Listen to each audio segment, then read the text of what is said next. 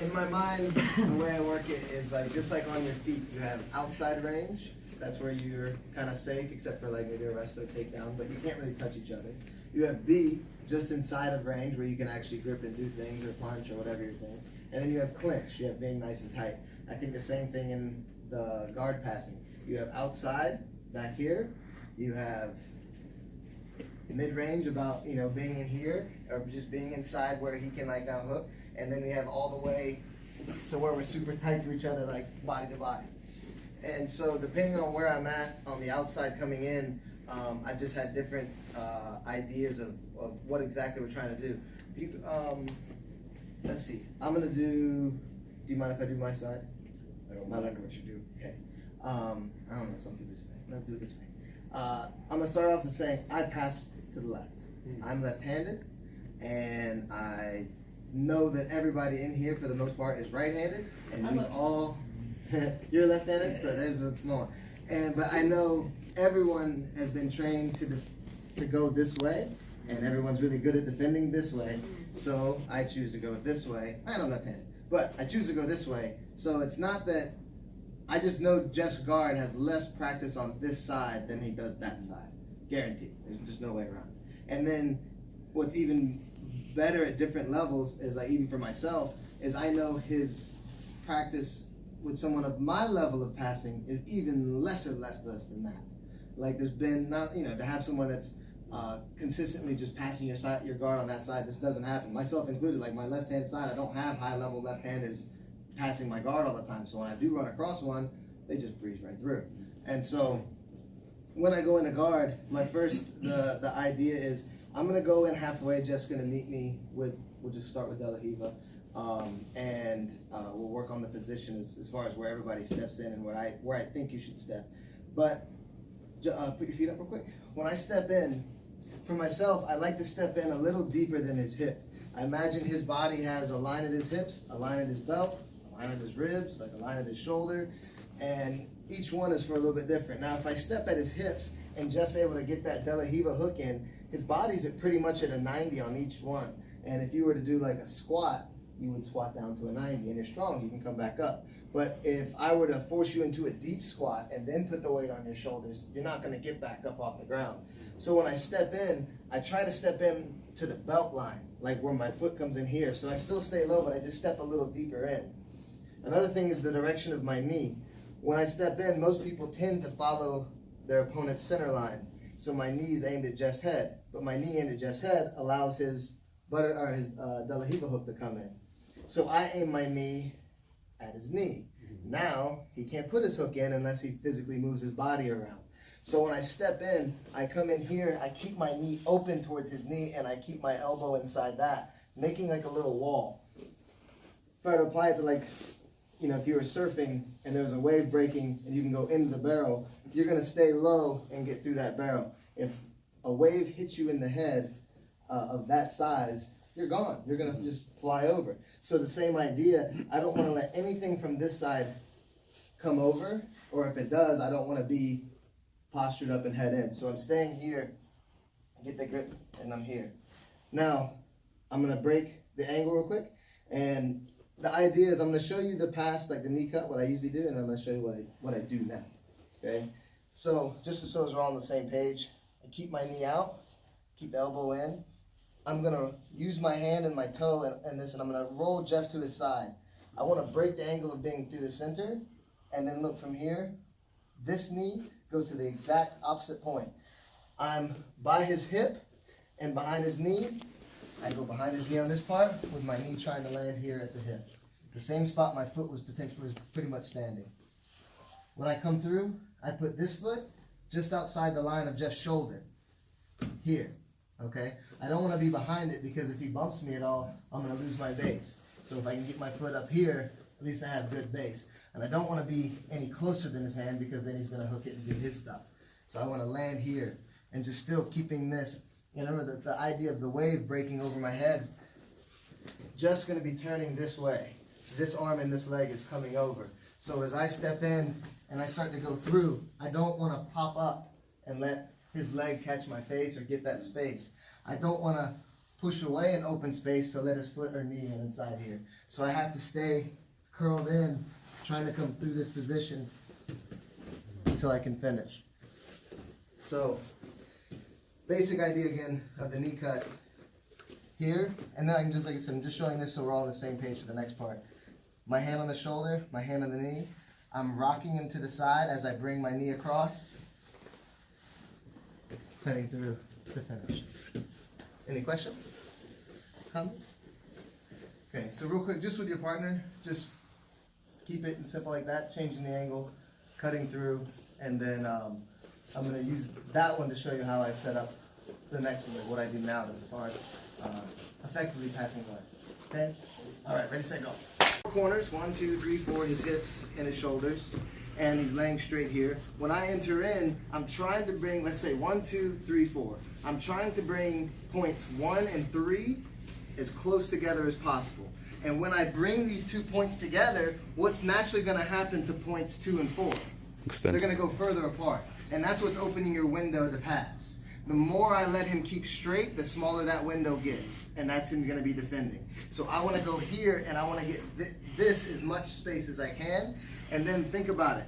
If he's shaped like this, like a curve, and we bring these 2 points together, as I roll him on his side, those 2 points go to the ground, and that's exactly what I'm trying to do. Is I'm trying to pin that point on the ground from that point, or from there on. So I'm here, and I'm trying to roll this point to the ground where it gets stuck, and I just ride that little wave, that little rock, and sit in my position here, and then I continue to come through. And again, you watch out for the legs coming over. But that was old school. That's how I came up, and then this I got off of Margarita. If you don't know who Margarita is. One of the best grapplers Awesome. Yeah, just exactly. And for me personally, I'm kind of strong. So if I got it, it's kind of like I'm gonna drink. One of my black belts said it best. Until that well runs dry. So I'm gonna use it. So what I do now is I'm just trying to bypass and make things a little shorter. And so what I do when I enter into the guard, normally if we broke down the regular guard pass, with stepping in, it was once I'm here. It was 1, then my knee came down. So 1 was my foot coming across, 2 was my knee landing down, and 3 was my foot basing.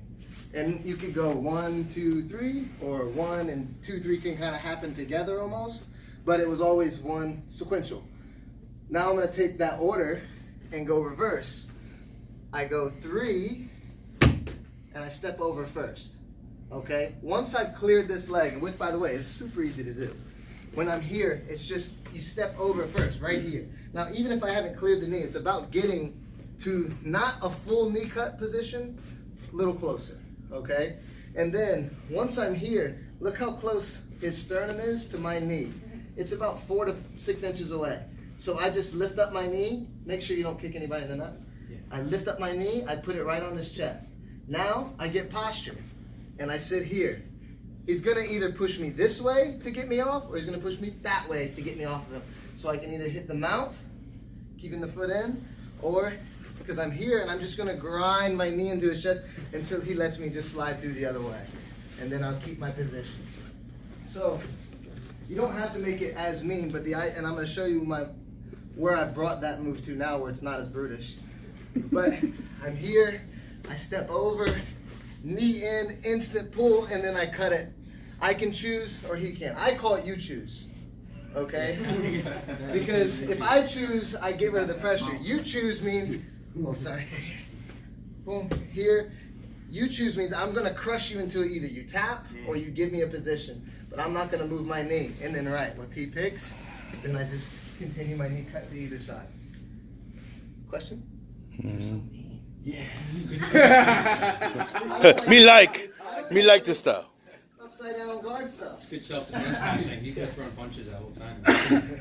Kids that from turning into a helicopter. Yes, and that's the whole thing. I don't want to be going upside down and watching you berimbolo me and things. I'm gonna go right through and be done with it. So, but like I said, I've got nicer ways of doing it, so I'm gonna show you that as well.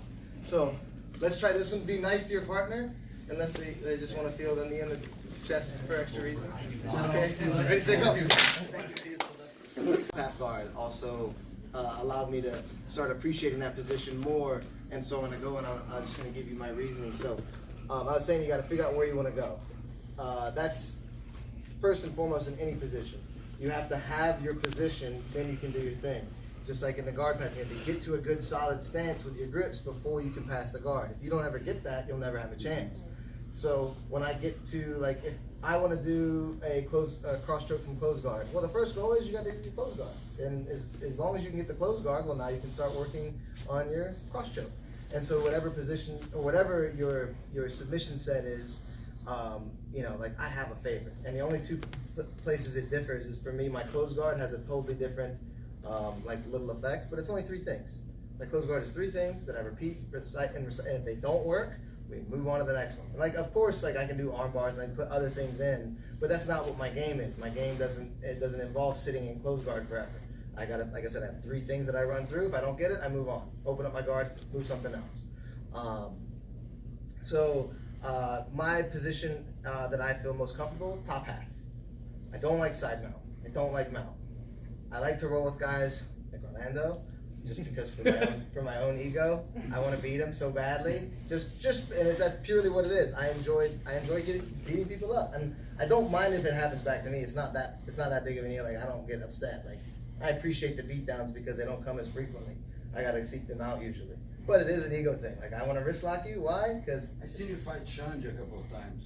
yeah, I like going with these guys. Like if I can figure out a way to get one up on somebody that's bigger, and like I like wrist locks. And guess what? Like in my mind, like what's the most bitch thing I can do to you? Wrist lock, people make that. You know what I mean? It always comes to the face. Me, twice. He's like, okay, I'll tap you the next one. Ah, see? Yeah, so I've gotten to a point now where I can do them safely, and I don't, you know, I've never injured anybody really, but I don't have, it's not doing it to the point where you're walking away like, you went too far with it. Now it's just like an arm lock. I know how far to pull it before I can back off, and now I'm giving you a chance to tap before I put any more pressure on, but I enjoy it simply for that fact. And so it's so easy. It's like, there's not a muscle there. It's just a little baby wrist, and if I can just get you to forget about it for a second, and it just gets a little bend, but that's getting off subject. But my position is top half. Joe, let me use you, sir. So, how tall are you? 5'8"? We're going to say you're 6 foot. So now, if I were to hold Joe on side mount, no matter what position I'm holding him in, my shoulders are maybe 1.5 feet apart. And if Joe truly wanted to freak out and there's no jujitsu rules, he's going to get, at some point, someone's going to come out of one of these doors and beat the hell out of you. It's going to be hard to keep an eye on all 10 doors. You're going to have to keep turning your head. You're going to keep spinning in circles because you got a lot to watch. And especially if it's in a circle, it's not in a straight line. But if I could put you in another room, and I feel like this is that room for me, this room only has 1 door in the beginning. And that is his feet. He can't do anything to me until he unlocks his feet. And then when he unlocks his feet, 2 doors appear. And they're directly in front of me. Really, both of them involve one action, which is bridging. He has to bridge me over, and he has to bridge to shrimp to an extent. He's going to have to pick his hips up. So go back to unlocking your feet. Now, Joseph, no, go back. Can you see your feet? No. Okay, I can. So I want you to do, first one, I just want you to do a regular bridge. Go back. Because I get to watch his feet happen the whole time, it's easier to beat him. So even if he tries to surprise me and get his feet out, I get to watch it. I'm already a step ahead because I can just see your feet unlock. I know you're going to do something, and once you unlock, I'm out of here. And then I get my quick 3, and then I can put my foot back if I want. If he locks it back, I get another 3 again. So I just keep going right back to this position. But I don't want to leave side mount. I want to stay here because this limits his movement. So I've got the bridge first covered. If he unlocks, do another unlock. I'll go to mount. So I can go either with his 1 door. I can go either to bridge, defend the bridge and long step and get side mount, or I can step to mount. If he has a really good bridge and he bumps, and I long step, I can switch back to mount. So I can long step and then go mount. When you do that one, it's keeping this position and not switching to mount is what, and I'll show you what I mean, is if he bridges and hold it, just unlock and freeze right here. Right here. where I've long stepped out, but I'm still getting bridged backwards. If you don't switch your upper body to mount, your lower half ain't gonna follow. So I just turn. He can't defend mount and bridge. Your foot's got to do something, one or the other. It can't do both. So as long as he's bridging and you step over, you should be able to beat the height of his knee. That's all I'm looking to do. And so very rarely do I really run into anybody who bridges like that. Usually it's like wrestlers or whatnot. But it's generally, I'm already in the mindset to long step bridge back to mount. Like I'm not gonna wait and see if you have a really good bridge. I'll just long step mount. Just go right back and forth. So the beginning of this technique, he only has so much options. This is a situation that happens only every time. Yeah. And now my favorite thing about this is this hand being so exposed. He can hide his arm where he's supposed to be, but if he's down by 2 points or whatever the situation, or just doesn't want me to pass, he doesn't want me to open his leg, because if he doesn't do anything, I'm going to open and I'm going to go to mount. But right, if he feels me bothering him, he's going to use that free hand, and that's what this one's for. I don't want to catch his hand by the wrist, because then he'll drop his elbow and I'll never catch anything. But if I let this hand reach, and I know it's going to reach, I can snatch it, and now I've got this submission right off the bat. So I really, and I said, I'm not looking to pass. I only wanted this arm to begin with. I did a match with Riley Bodycomb years ago, and I did an interview beforehand and showed like my game plan. I was like, well, I'm going to pass his guard, and then I'm going to put my foot back in, and then when he reaches to stop me from passing, I'm going to snatch his arm and I'm going to arm lock him. And I wrote it down, and it happened to a T, because my game now has been to where he could just blast me in the head with his knee real quick and then use that while I'm stunned. They can do anything.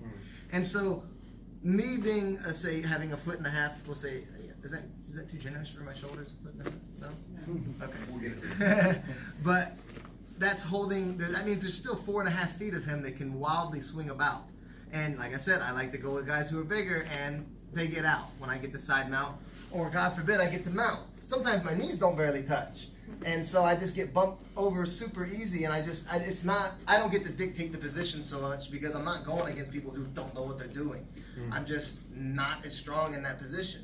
But where I am strong, as I feel, is half guard. Now there's 2 ways to look at half guard. With your leg inside and you're here, pretend that Joe's head is 12 and his feet are 6. All right, when I'm sitting on the half guard, here, let's use the other side. We'll go more common on the right side. My head is at 1 and my feet are at 7. The closer I get to parallel, the easier it is for him to sweep. Okay, the more we get lined up parallel like this, right, it gets easier. And like side mount, being perpendicular makes it really hard for him to roll me over. But if he were to get his position right, the closer my hips get to his hips, the easier the sweeps get, or the turn ins, or whatever he's going to do. So when I have half guard, what I do is, the first thing I do is I keep my chest to chest and I rotate. My elbow's going to go, my elbow's going to go all the way to his elbow, and I turn my body. My head now comes over here. My elbow is at 3 o'clock. So 12, elbow to elbow, 3. I don't want to be on his shoulder. That allows his whole arm to move. I don't want to be at his wrist. I can't pinch that tight enough. He'll slide it out. Blocking the elbow pins his arm, and he only gets this little window, this little space. He can hide his arm in a good spot, but he's not moving his arm. I'm sitting across it. At the same time, I'm moving my butt back towards his head. What happens is everybody's so gung-ho about getting your leg caught in half guard because of 3-point scares that everyone will hold on to your leg. And not only will they hold on to your leg go real quick. If he doesn't have it and I just dangle it, most people lock it up instantly. But what it does, it just took away that 4.5 feet of not having any control, to where now he can't bump without me seeing it first. Because, lock your feet up. When I sit in this cross position where, like a side mount, I consider this more side mount with my leg in than I do consider this half guard. So I sit here, now he can't move at all until he unlocks his legs. He can't see unlocking his legs. I can. All he can see is one arm and my back. That's all he gets. I get to see this hand, and we'll deal with other stuff of that there, but I sit here. And I think of this position too like an egg timer. When you set an egg timer, you don't get to set it and wait. As soon as you let go, it instantly starts ticking backwards. Think of that for your sweep, or you being swept. If I'm here and I turn my head to his butt and my butt to his head like this, the moment I stop putting my pressure, it's slowly taking me back towards 12 and 6, which at the end will be a sweep. So I have to do my best to keep turning that timer and keep walking myself, okay? Or just keep that parallel, or keeping that perpendicular here. So what we'll do is, the first part is just I want you to get used to sitting in this position, and all I'm doing is I'm touching my rib to his rib. And so when I sit across and I'm here, I'm barely floating my butt off the ground. My elbow doesn't support me, it just pinches his elbow, and he carries all of my weight. The closer you are to his chest, the more muscles up there. Easier for him to hold my weight. So I make sure I sit down just below like the bottom of that rib line, and I put my rib line right there. And I keep my head here. I keep my hand up defending my face because people spaz out and knees come towards your face. So I always keep this here, and I keep my head towards his butt, my butt towards his head. So 12 o'clock, his head. 3 o'clock, our elbows. 6 o'clock, his foot's in my foot. 9 o'clock, my foot is back here. I don't care if your knee's pushed in, but just have your foot aimed back here towards 9. However you want to sit. Like I said, it's not a big deal that you keep your knee in unless you're just trying to hold him still, because even from here, he still has to unlock his legs to shrimp or escape or bump or do anything. So I just sit here like this, keeping my head here, so we have that cross factor. Everybody's okay? Oh, sorry. That was good pressure? Yeah. Okay. Anybody have any questions on that part real quick? Yes, sir. Now that you got yourself locked in there, what would be the next step? He's trying to rush us too far along. Okay. We haven't even tried the position yet. Yeah, we'll get you there, don't worry. If I'm here, right, he's trying to work for his, I'm coming over the arm and trying to pinch you. You can keep trying to go. And I'm still working myself, slowly getting my position here. Keeping my face safe, because some people freak out and do stuff like that. So I'm keeping it low here. Look, I'll grab the belt if it's present. I'll grab the pants if they're present. I do a lock I call, for no gi, I do what I call like the booty grip. With that one, I take my forearm and I hook his hip bone right by his butt cheek here, and then I pull it into my hip just to lock his hips into place. And then if he tries to bump, and if he unlocks his legs, well, that's when I let go and I get out anyway. So it's just, like I said, it's just to get out of that position, or not to get out, to secure that position as you start working for your submission or whatever the next step for you is. And we'll go on to that in a second as well. But from here, the submission, the idea is this. I call the first one Thor's hammer. I'm swinging it, just done.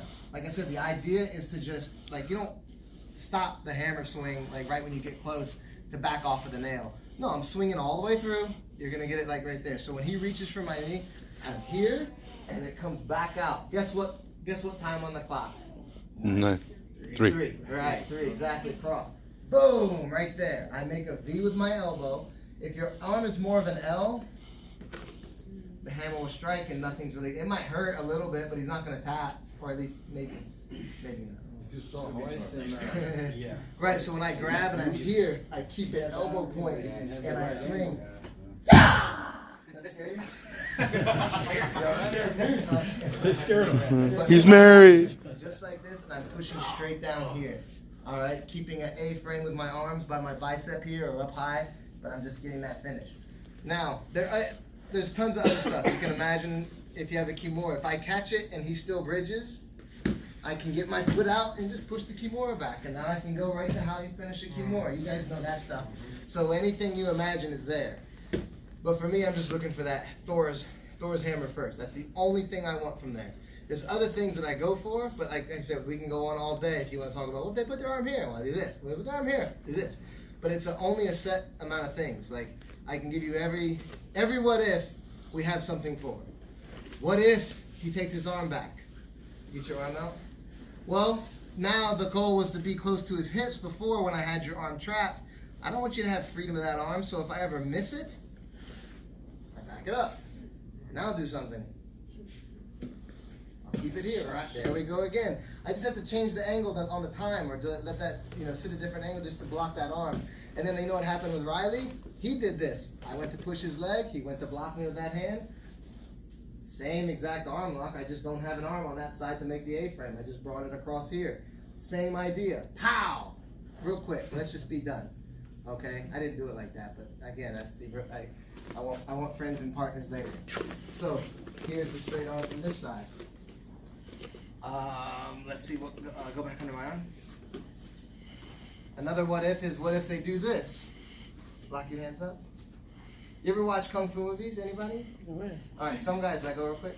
Some guys had like their move, like Wong Fei Hong had the shadow kick. If you watch like Iron Monkey and those things, and like in one of the scenes, he got hit with the Buddhist palm, and it made like a little poison mark. And even though like Wong Fei Hong kind of made the dude run away, the dude still hit him with his move, and it affected him to where the point where he almost died. So being is everybody has their move in those movies. Like anybody of worth, like Venom Fist or whatever it is, you had that same thing you guys need to have. What is your move? What are these techniques that you are known for? You can't do it all, you gotta be good at something. And so like a lot of times these traits are embellished. Like they'll have like metal plates on their skin, but maybe a homeboy was just real ripped and the story got embellished a little bit to now where he has metal arms on his skin.